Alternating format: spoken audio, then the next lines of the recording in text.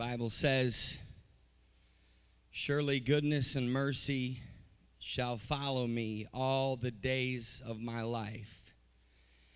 In my world, it's a promise that God brought to me through the life of Tim Sistrunk. He was as good of a man that you'll ever find. My description of him would be simply goodness and mercy.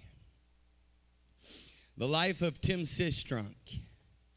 If this microphone was passed around this room today, and we could all just listen to the stories of how he impacted our life, every single person here today, we would all laugh and we would all cry. And we would all walk away today believing that we encountered one of the wealthiest human beings that has ever walked this earth. I first met Tim while preaching a Sunday school convention at the Georgia campground, and he was to sing before I was preaching. And I'll never forget, talk about first impressions. First, his spirit, and then his humility. His attitude, sense of humor, and compassion. All of that just the first time I met him. I'll never forget our first conversation. Of course, it was a Sunday school convention, and he came up and talked to me about a bus ministry that he and Sister Diane Sistrunk were leading in Caledonia, Mississippi. I was so impressed standing there watching him because I encountered something in this beautiful couple that you simply cannot teach. Either you have it or you don't. And my first impression was, I'm standing in the presence of a couple that is the real deal. True passion in it for the right reason. A real burden. A true love for people.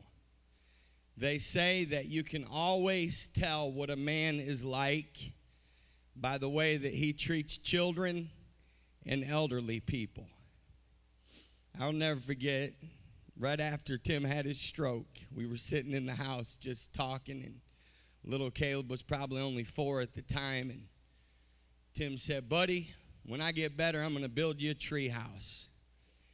And I'm going to tell you right now, Tim Sistrunk had a true shepherd's heart. He knew how to truly treat people.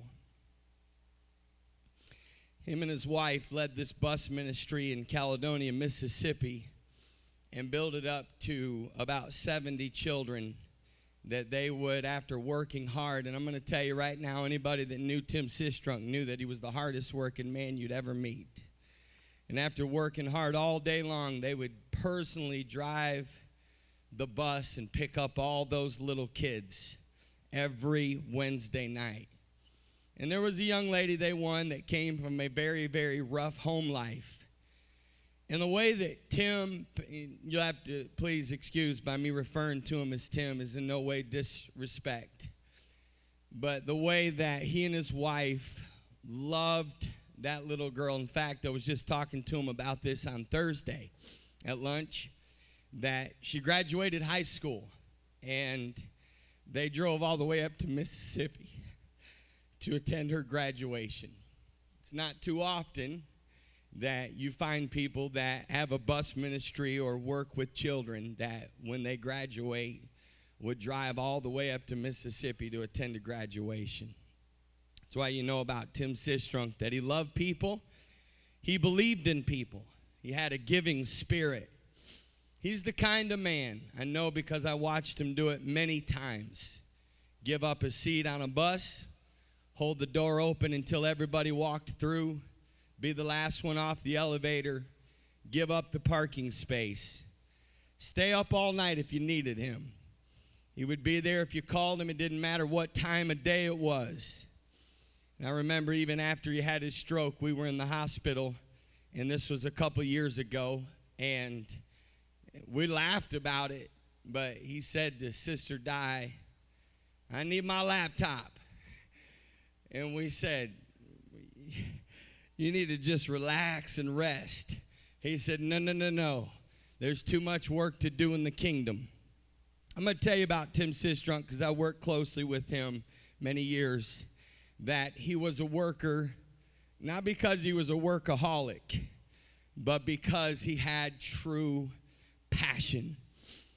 He was a strong man, full of wisdom. When he spoke, wisdom flowed from him. He had a passion for God and for souls and revival, a great love for the nation of Thailand and for the ministry.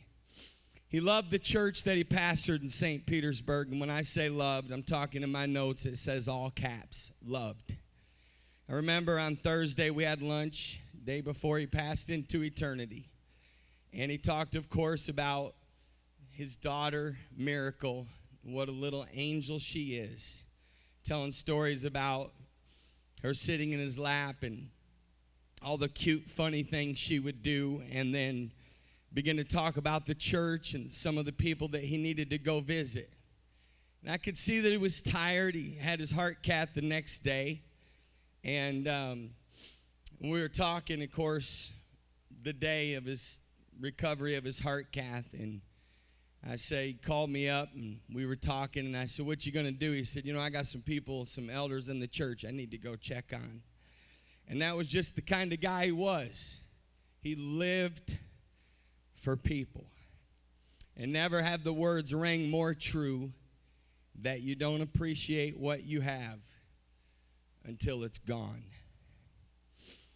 I'm going to close with this story. We were in Spokane, Washington, and the pastor wanted to take us on a all-day four-wheeling trip. We were excited. And we got up early and went to breakfast, and we felt like rugged men. We were going to go through the mountains, four-wheel all day long, literally sun up to sundown. And we got on those four-wheelers and had the time of our life until all of a sudden we looked up, and he was nowhere to be found. It was so dusty on those trails. There was a fork, and some other riders were riding that we didn't know, and we went to the left and he went to the right, following all the dust. And it was by far one of the scariest times of my life because we lost him. And we literally searched for almost 2 hours. And I saw a look of fear on this pastor's face, and I literally began to panic. He called the police. The search and rescue team were getting ready to come in because sun had set, and here he was lost in the mountains. And I told this pastor, I said, I don't know how. I'm scared out of my mind. But I know Tim. He has such a sense about him. He's going to find his way out of there. I know he will. I just know it. And sure enough, right as I was getting ready to do what nobody wants to do, and that's call Sister Diane, because I know she would have given it to me. Boy, what you letting him get lost in the mountains for? What are you doing on them four-wheelers in the first place? But thank God I didn't have to call her until later saying, you ain't going to believe what just happened. And that night, I probably hugged him 100 times that day because I really thought the worst could happen. You hear those stories. And I just kept telling him, I love you, buddy, I love you. And he said, man, I'm all right, man. I said, but dude, you could have got eaten by a bear today, or had to sleep in the mountains all night long, or, we don't, who knows. And I'll never forget, late that night, we were sitting up in the hotel room and just chatting about it. And I said, man, what were you thinking out there? Was you hungry? Was you afraid? And he said, no. He said, I pulled over for a minute. And he said, the only thing that I kept thinking about was Diane. When I thought about that, my friends, I humbly come to you right now because the Bible refers to this as pure religion. And I know everybody here loved Tim Sistrunk. And he will forever be concerned about his Diane and Mirakel.